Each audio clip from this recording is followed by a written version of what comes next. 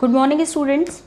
Now again we are here to talk about cell division. This is the last topic of this chapter. This is very important chapter for the purpose of your questions, just like in form of MCQs or theoretical questions as well.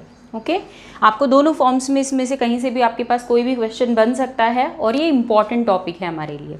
Okay cell organelles we have already discussed about that topic, वो हमारा already complete हो चुका है.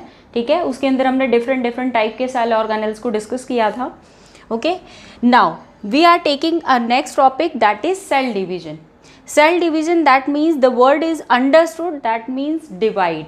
Division का meaning क्या है कि हम सेल को डिवाइड कर रहे हैं. Okay but this is obvious process. अब कंटिन्यूस हो रहा है, कंटिन्यू होता जा रहा है. एक सेल डिवाइड हो रही है, सेकेंड टाइप की सेल बना रही है, तो ये सेल में अपने आप होने वाला प्रोसेस है. दैट मीन्स नेचुरल प्रोसेस है और सेल जो है वो इस तरीके का प्रोसेस शो करेगी. Okay cell divides and increase in number, that means at a exact position, at a exact situation. ऐसी कोई कंडीशन बनेगी सेल के अंदर जब सेल जो है वो साइज के अंदर क्या होती जाएगी, इंक्रीज होने लगेगी. दैट मीन्स सेल जो है अपना साइज एनलार्ज करेगी. Clear? Just like growing phase, just like we are taking our own example. हम बड़े होते जा रहे हैं, धीरे धीरे ग्रोथ होती जा रही है बॉडी के अंदर. That means there are different symptoms. अब हमारी बॉडी के अंदर डिफरेंट सिम्टम्स होंगे. Just like over there cell divide होगी और इंक्रीज करेगी अपना number. That means this is exactly a part of reproduction. Cell अपना नंबर बढ़ा रही है तो वो क्या कर रही है, रिप्रोड्यूस कर रही है. Okay so in this form this is known as cell division. Okay cell division is having two types. First one is mitosis and second one is meiosis. So firstly this is very important to know what is mitosis and meiosis, or the another way that is what is the basic difference in between mitosis and meiosis. दोनों में क्या difference है. Okay so let's just start. First one is mitosis. Mitosis is commonly known as equational division. Okay ये terms आपको कहीं पे मिलती हैं, कहीं पे नहीं मिलती हैं, उसका कोई प्रॉब्लम नहीं है. But you have to learn these terms also. ये टर्म्स हमें ध्यान रखनी है. May be possible the question will be based on this type. What is equational division, होता क्या है इक्वेशनल डिवीजन. तो हमें ये ध्यान रखना है कि माइटोसिस जो है इसी का अनदर नेम जो हम यूज़ कर रहे हैं that is equational division. Clear? And second one is meiosis, that is reductional division. Okay what is equational and what is reductional, later on we will discuss about this. Next one we will start with mitosis. पहले जो हमें पढ़ना है important topic जो हमारी NCERT के base पे important है वो है हमारा mitosis. Okay mitosis I am already writing over there equational division. इसको हम equational division क्यों कह रहे हैं, क्योंकि इसके अंदर जो पेरेंट सेल होगी, पेरेंट सेल का मतलब होता है जस्ट लाइक आवर पेरेंट्स. हमारे पेरेंट्स हैं, हम उनके बाद में सेकंड जनरेशन है. जस्ट लाइक बिल्कुल ऐसे ही सेम हम यहाँ पे बात कर रहे हैं. जो सेल है पेरेंट सेल. क्लियर? उस पेरेंट सेल से आगे जाकर के क्या बनेगी, डॉटर सेल्स बनेगी. क्लियर? तो उसमें इक्वेशनल डिवीजन होगा. That means there is not any difference in chromosome number. Chromosome का जो नंबर है वो सेम रहेगा. Just like I have already told you this type of example कि अगर हमने कोई हैप्लॉइड सेल लिया है, just like N, single N हमने लिया. क्लियर? दिस इज हैप्लॉइड सेल, ये अकेला है. तो इसके बाद में जो हमारे पास 2 डॉटर सेल्स बनेंगी, obviously this will increase in number. Number के अंदर तो 2 हो गई हैं but the chromosome number will be same. दोनों के अंदर क्रोमोसोम का नंबर सेम होगा. This is known as equational division. इसका मीनिंग ये हुआ कि वहाँ पे क्रोमोसोम का कोई नंबर में चेंज नहीं आएगा. Clear? This is mitosis. Mitosis it has 4 different phases. Okay this interphase will be included in these types, और मे बी पॉसिबल कहीं पे आपको नहीं भी मिले कि इंटरफेस इसके अंदर इंक्लूड होती है या नहीं होती है. नो प्रॉब्लम, इस पे हमें ज़्यादा कंसर्न नहीं रखना है. Firstly the question will be based on this कि इंटरफेस होती क्या है. इंटरफेस जो है exactly this is preparatory phase. हम एग्जाम के लिए प्रिपरेशन करते हैं. क्लियर? जस्ट लाइक दैट यहाँ पे जब सेल डिवीजन स्टार्ट हो रहा है, द सेल इज रिक्वायर्ड. कोई मटेरियल अगर उसे रिक्वायर्ड है या फिर सपोज उसे फूड रिक्वायर है, किसी टाइप का और कोई मटेरियल रिक्वायर्ड है, तो वो प्रिपरेटरी फेज के अंदर फुलफिल होगी। क्लियर? तो इंटरफेज जो है एग्जैक्टली वो इंटरफेज क्या है, इसकी प्रिपरेटरी फेज है जहाँ पे सेल डिवीजन के लिए रिक्वायरमेंट्स कंप्लीट होती है।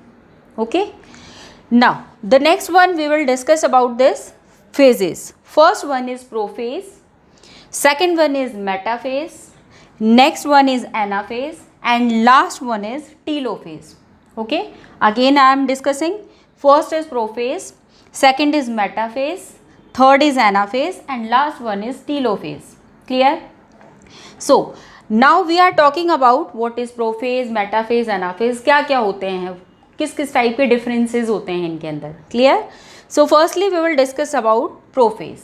हमने क्या किया, जब प्रिपरेशन स्टार्ट हुई प्रिपरेटरी फेज में हमने सारी जितनी भी उसकी रिक्वायरमेंट्स थी सेल की वो कंप्लीट हो चुकी हैं।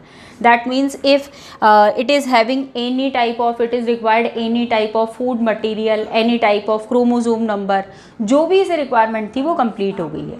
Clear? So now first one is prophase.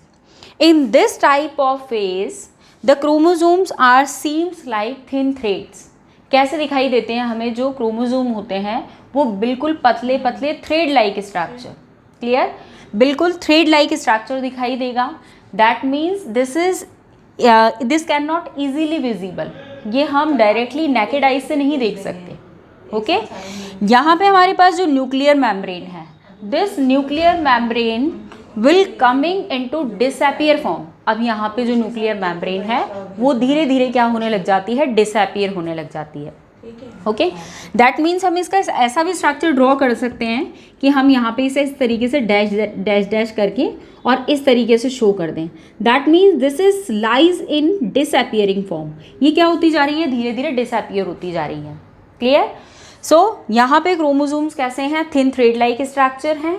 Okay, जो डॉटर सेल्स माइटोसिस में बनती हैं, this is replica of parent cell. That means जैसी पेरेंट सेल है वैसा का वैसा बनेगा। Exactly we have already heard about this clones. सुना है हमने, क्लोन्स बनते हैं, जैसा पेरेंट सेल है वैसा का वैसा as it is daughter cell बनता है, उसे हम क्या कह देते हैं, क्लोन्स कहते हैं। क्लियर? सो फर्स्ट प्रोफेज में हमने क्या देखा, क्रोमोसोम्स जो हैं this is thin thread like structures. यहाँ पे सेंट्रोसोम्स का जो स्ट्रक्चर है वो हमें क्लियर दिखाई नहीं देगा। ओके, ये जितना भी प्रोसेस है हम सब सेल के अंदर ही डिस्कस कर रहे हैं, सेल डिवीजन की बात कर रहे हैं, हम किसी आउटर स्ट्रक्चर की बात नहीं कर रहे।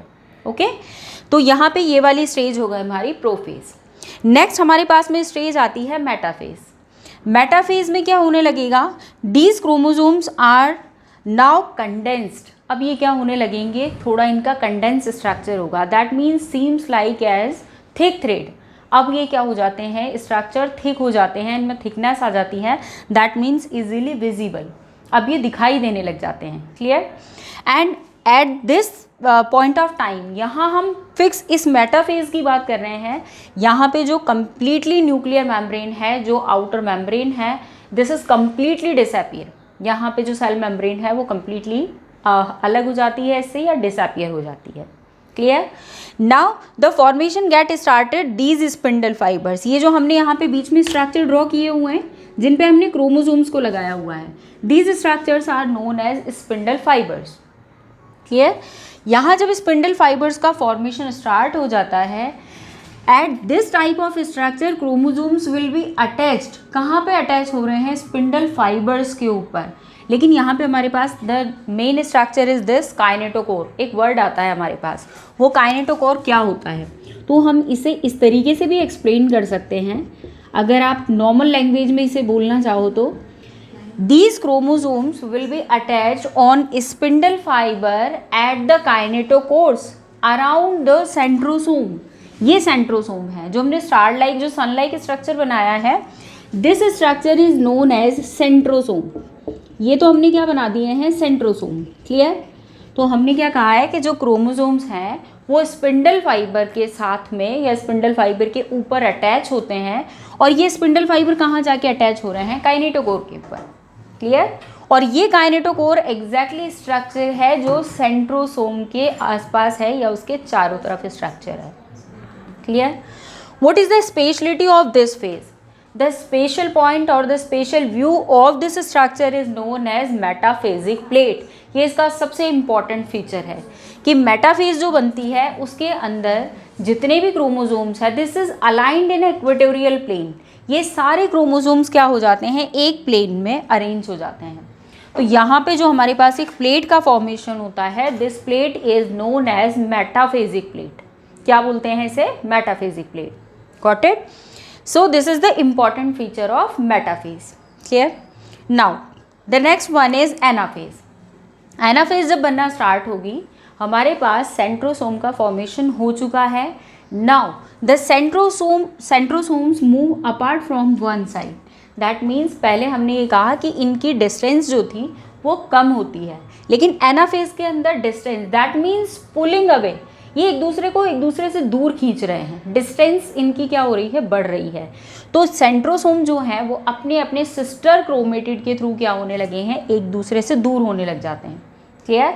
अब ऑब्वियसली जब यहाँ पे स्ट्रेचिंग होगी तो जो क्रोमोसोम्स मिड के अंदर अरेंज थे वो भी ऑब्वियसली स्ट्रेचिंग होगी उनके अंदर भी, और ये क्या होते हैं, अपने अपने पोल्स की तरफ मूव कर जाते हैं। ओके, जो इस साइड में थे वो अपने सिस्टर क्रोमेटिड की तरफ मूव कर गए, और जो इधर वाले हमने क्रोमोसोम शो किए हुए हैं वो इनके ऑपोजिट दूसरे वाले पोल्स की तरफ मूव कर जाते हैं। ओके, जब एनाफेज कंप्लीट होने वाली होती है, that means we can say that telophase start होने वाली होती है, तो इस कंडीशन में वापस से न्यूक्लियर मेम्ब्रेन बनना स्टार्ट हो जाती है।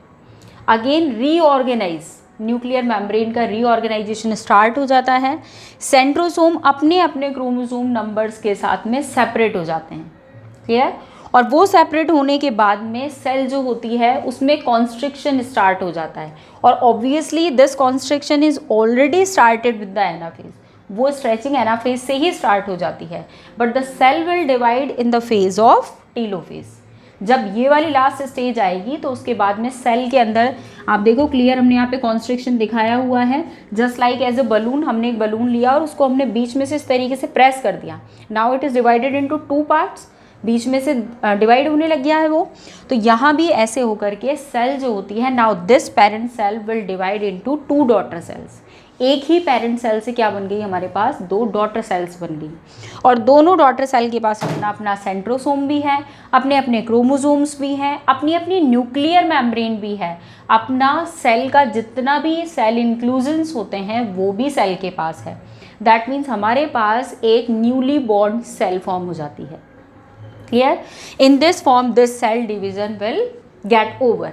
यहाँ तक जब हम चले जाएंगे तो हमारा सेल डिवीजन कंप्लीट हो जाएगा। ठीक है, तो ये हमारा कौन सा टॉपिक है, माइटोसिस। माइटोसिस में हमने क्या बता दिया, this is equational division. Chromosome number के अंदर कोई चेंज नहीं होगा, only the increase in number of cell, cell का नंबर इंक्रीज हो रहा है। क्लियर? अब सेम हमारे पास में यही जितनी भी फेजेस होती हैं ये हमें मियोसिस में भी देखने को मिलती है। So why it is known as reductional division. फिर हमने इसे रिडक्शनल क्यों कहा है, and what is the basic difference in between both the terms. कोई तो डिफरेंस है हमारे पास।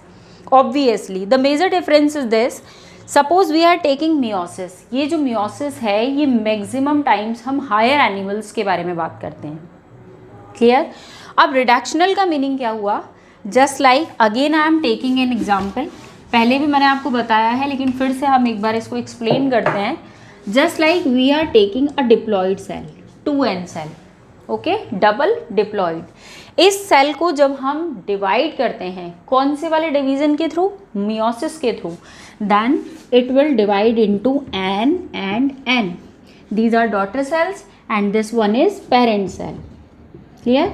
जब पेरेंट सेल डॉटर सेल में डिवाइड हो रही है तो इसके अंदर क्रोमोसोम का number, the chromosome number will be deducted. यहाँ पे क्रोमोसोम का नंबर हाफ हाफ हो गया है। क्लियर? तो मेजर डिफरेंस हमारे पास यहीं पे आ जाता है। माइटोसिस में सेम इक्वेशनल डिवीजन था, कोई चेंज नहीं हो रहा था, लेकिन जब हमने बात करी है मियोसिस की तो हमारे पास में जो नंबर था वो नंबर डिवाइड होकर के हाफ हाफ रह गया है। क्लियर?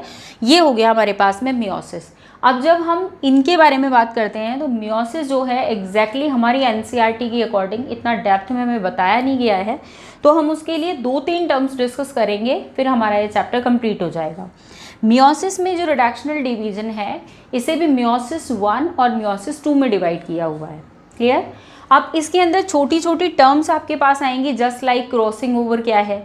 आपसे कभी भी मियोसिस फर्स्ट और सेकंड की फेजेस वो नहीं पूछता है। जो भी क्वेश्चन आएगा, this question will be based on only and only mitosis. आपको उसी की फेजेस पढ़नी होती हैं, आपको मियोसिस 1 और 2 नहीं पढ़ना है।